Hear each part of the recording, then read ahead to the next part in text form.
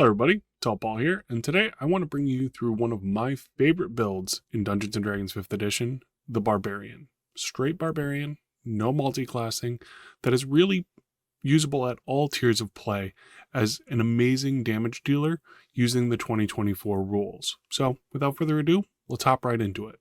Let's take a look at the Barbarian basics. Your primary ability is going to be Strength. You're going to be having the largest hit die of any of the other classes with the D12. You're going to have saving throws in both Strength and Constitution, skill proficiencies in Animal Handling, Athletics, Intimidation, Nature, Perception, or Survival. You'll be able to select two of those. And you're going to have weapon proficiencies in both simple and martial weapons. Armor training is going to be in light and medium armor, and you're going to be able to use a shield if you want to. As a level 1 character, you're going to gain your key ability, and that's going to be your Rage.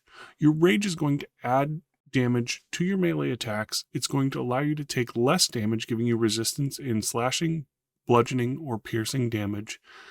But it is not going to allow you to concentrate or cast spells, but you're able to extend it for longer periods of time than you were able to in the 2014 rules. So we know we're playing a Barbarian. What species is going to complement the Barbarian best? All of the species are 100% viable as a Barbarian, but the ones that really work well with the Barbarian's features and traits are really going to be the Orc, the Human, the Goliath, and the Dwarf. They all work really great for different reasons. The Human's going to give you the ability to take 2 origin feats, so you are going to be able to take something like Savage Attacker and Tough, giving you some offense and some defense as well. Dwarf is going to give you an additional hit point per level, which is going to complement Tough if you take it, making you a much more defensive focused Barbarian. The Goliath has a lot of really cool features. You can pick up a little teleport, you can do additional fire damage on your swings. All of this works really well with the offensive focused Barbarians that a lot of people gravitate towards. The last one is the Orc, and the Orc has 2 really great features, Adrenaline Rush and Relentless Endurance, that are going to complement our Barbarian really well. So we have our species. Let's move on to our origins. What is our background going to be? There are 2 that I really gravitate towards as a Barbarian, and I recommend if you're just doing a quick build, pick one of these 2 and you can't go wrong. And that's going to be the Farmer, giving you the Tough feat with ability score increases in Strength, Constitution, or Wisdom. You're going to have proficiencies in Animal Handling and Nature. The equipment is okay, and you get a tool proficiency in Carpenter tools. The other one that I would go with is the Soldier. Soldier is going to give you the Savage Attacker feat, which is really what we're looking for here. You're going to get the ability scores of Strength, Dexterity, and Constitution, proficiencies in Athletics and Intimidation. Both of those work fantastically with our Barbarian. And again, the equipment is nice. Let's take a deeper look at these origin feats. So the first one that I want to look at is Savage Attacker. You've trained to deal particularly damaging strikes. Once per turn you hit a target with a weapon, you can roll the weapon's damage dice twice and use either roll against the target. This is usable from level 1 to level 20. When you get multiple attacks in a turn, you can save this until your last attack in the round to see if you get a crit on any of those, and then you get to roll your damage dice twice, pick the higher one, and then that one will get doubled, which is a fantastic thing, especially considering that we have Reckless Attack, which means we're going to be rolling 2 d20s and critting a lot more than if we were just rolling straight every single turn. The other feat that I want to take a look at is Tough. Your hit point maximum increases by an amount equal to twice your character level when you gain this feat. Whenever you gain a character level thereafter, your hit point maximum increases by an additional 2 hit points.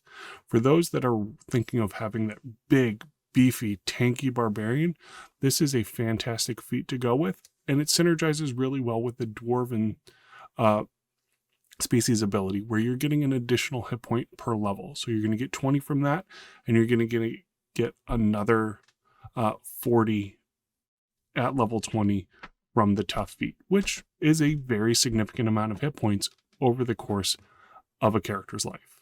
All right, let's take a look at a couple of character sheets, and then we'll quick build Barbarian together. So the first one we're going to have here is going to be a Goliath Barbarian. This one is going to be using Savage Attacker, as well as this Barbarian is going to be using medium armor. take note of that when we go over to our dwarf, because there is going to be a difference in the AC that we want to notice. So with that savage attacker, we are going to have a hit point maximum of 14. So this is going to be what I would consider a more offensive build. We're going to be picking up a great sword, which is going to be 2d6 plus 3 damage, plus 2 for our rage when we are raging. The 2d6 versus the d12 is going to give you a more consistent damage. With Nick, the Nick property, weapon mastery, even if you miss with the weapon, you're still going to be doing some damage. So over the course of a combat, you are going to do more damage per round. The Great Axe can definitely spike a lot higher, especially with your reroll, but a soft curve with the Greatsword is going to get you more damage per round, especially at lower levels, than something like a Great Axe or even a polearm. All right, let's take a look at our defensive-based Barbarian. So here we notice that our hit points have gone up by 3. So that is going to be 2 for the tough feat and then 1 for the dwarven racial feat. With this, we just have our greatsword. We do not have any medium armor on. So I believe we had scale mail on this Barbarian. Yes, we had scale mail. So even with just scale mail, that's going to increase our armor class by 2. I highly recommend using medium armor as a barbarian. I know it is very thematic to be kind of that bare-chested, running into combat, not wearing any armor barbarian. But for optimization, if you're looking to optimize, wearing medium armor and getting the best medium armor you can is going to give you the best armor class pretty much no matter what across the board. All right, let's take what we've learned and build ourselves a barbarian. All right, we select our name, pick a portrait. We're going to move over to our class. We are going to be a barbarian. We are going to add that class at level 1. We're going to choose our barbarian traits. My favorite ones in here are athletics as well as perception. They come up often in a lot of games, and perception is an amazingly useful trait, as well as athletics. It comes up often if you want to be throwing things around, doing major feats of strength. Athletics is the way to go. For weapon mastery, like we talked about, we're going to be going with our great sword, and then a ranged weapon choice, or you can do another melee. I have done a maul before, but we are going to pick our javelins for slow for our ranged option. We're going to move on. We're going to choose our origin background. I am going to go with the soldier. We're going to do an offensive build, but it is actually going to have a little bit of defense in it as well. We're going to select the skills. I'm going to go in this. Again, we're looking for things that are going to work with our build in general. I like a survival, something based in wisdom. We're going to pick a dice set as our tool proficiency or anything else that feels thematic to your character. And then for the ability scores, I am going to do a 2 and 1. I'm going to do a 2 in my strength because we're doing offensive, and then constitution. Even if you're doing a defensive build, this is the way that I recommend that you go. You are going to use your strength score in all of your attacks. Defense is good. Having 1 more to your constitution is fantastic, but overall you're going to get more out of your strength score over time as a barbarian. Now we're going to be on to our species. We are going to go with human because I want that second origin feat. I'm going to be a medium-sized human. I'm going to choose a skill, which is going to be, we're going to go with intimidation. Oh, we have that as a soldier. We are going to go with nature, something fun, something thematic for being out in the woods. And then we are going to go with, so we are getting both best of both worlds. We are going to get some offensive and some defensive abilities. And then we're going to pick a couple of standard languages. We're going to go with giant, and I want something halfling. I think something big and something small. After that, this again is going to be specific for your game. In all of my games, I either use a standard array or a point buy. The rules are going to be pretty much the same for both. We're going to go with standard array. The first thing you want to max out is going to be your strength. Next up, you're going to go to your constitution. After that, dexterity is something that is always something that is going to be used both in saving throws and offensive things. You have advantage on dexterity saving throws of things that you can see with danger sense as a barbarian. So this is a good one to be high. These three do not matter as much. Intelligence, wisdom, and charisma. I usually make my wisdom the highest because there's a lot of skills that use wisdom, and there are a significant amount of saving throws that you need to make that are wisdom saving throws. When it comes to charisma or intelligence, you can really put your last two or spread out the points as you see fit. An uncharismatic or an unintelligent barbarian, both of these have many different ways to roleplay as and are really great options. All right, going over to our equipment, we are going to select gold for both of these. We don't need the items that are here. You can select them if you want. If you want to go with the great axe, this is a good way to pick up a great axe. Hand axes are also fantastic if you choose that as a weapon proficiency, but we are going to go with our gold and then add what we are actually looking for, which is going to be a greatsword. And then usually, depending on what your starting gold is, if you go with what the book says, the highest medium armor that you can get is scale mail. That is going to run you 100 gold for both of these items. And then you can get, I believe, an explorer's pack, which rounds out what you can equip as a barbarian. And now we have our barbarian. Let us make sure everything is on. So we're going to have an armor class of 15. We're going to have 16 hit points. We're going to have a strength modifier of +3 with a strength of 17, a constitution modifier of +2, dexterity of +1, giving us a little bit of that towards our armor class. We don't have a dexterity of +2, which would actually give us a 16 armor class here, but in a point buy situation, I might push that dexterity to a 14, but in the standard array, that is where it's going to be, and that is probably where it's going to stay. We have our proficiencies in athletics, intimidation, nature, and perception, +5 in athletics, +3 in perception, +3 in survival. Not bad right off the snap, and we have ourselves our level 1 barbarian.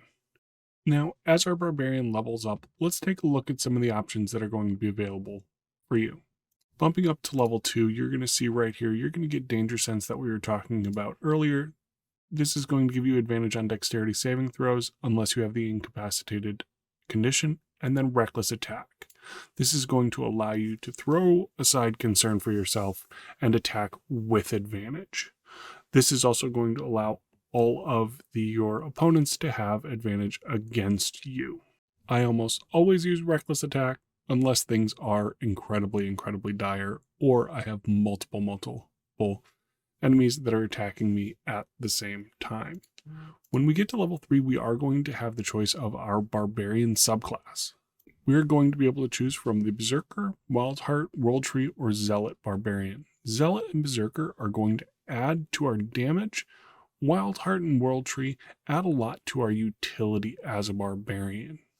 I am not going to go into the depths of the different paths in this video, but I will say that I have played Berserker, World Tree, and Wildheart, and all of them make fantastic barbarians. If you're looking for damage, you're looking to put out the most amount of damage, the Berserker is definitely one of those ones that can do that for you. Gaining Frenzy. If you use a reckless attack while your rage is active, you deal extra damage to the first target you hit on your turn with a strength-based attack. To determine the extra damage, roll a number of d6s equal to your rage damage bonus and then add them together. The damage is the same type as the weapon or unarmed strike used for the attack. So that means with the greatsword, at level 3, you're going to be rolling 2d6 for the weapon and then an additional 2d6 for your frenzy on your first attack in a round. That is a very good spike in damage at level 3. When we go up to level 4, we are going to get the ability to select another weapon mastery, and then we are going to have the option of our first feat. And there are a few good options when you get to this point. You can select to go with an ability score improvement, increasing both your strength and constitution up 1, increasing both of those modifiers up 1. In addition to that, the two that I would really gravitate towards at level 4 is Great Weapon Master, which is going to increase your strength by 1, increasing that modifier, and it's going to give you heavy weapon mastery as well as Hue.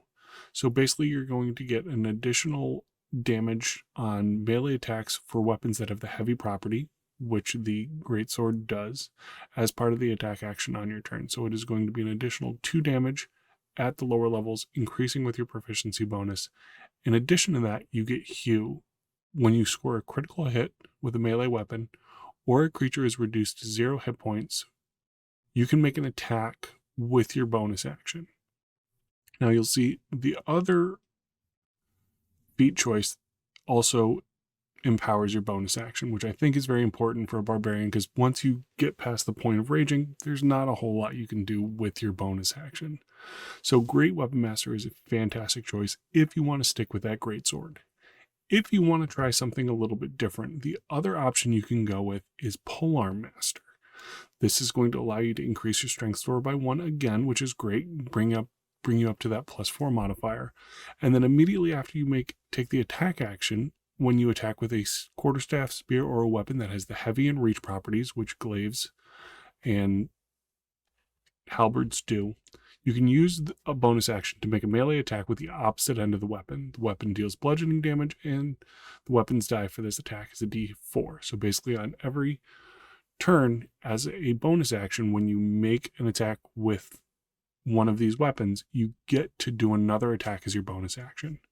In addition, when you're holding one of these weapons, you can take a reaction to make 1 melee attack against a creature that enters reach that you have with that weapon, which is 10 feet for some of the weapons, and it is just 5 feet with the others. So either of these feats are really great choices for that low-level barbarian that are going to allow you to empower your bonus action to aid you in combat. With that, we're going to go one last level in this video, up to level 5, rounding out what we do, giving us extra attack and fast movement. This increases your speed by 10 feet when you aren't wearing heavy armor, which we never do, and you can now attack twice as part of your attack action on your turn. This is the way that I build barbarians at lower levels. In the end, I am not saying barbarians are the best in Dungeons & Dragons 5th edition, but they are one of my favorites.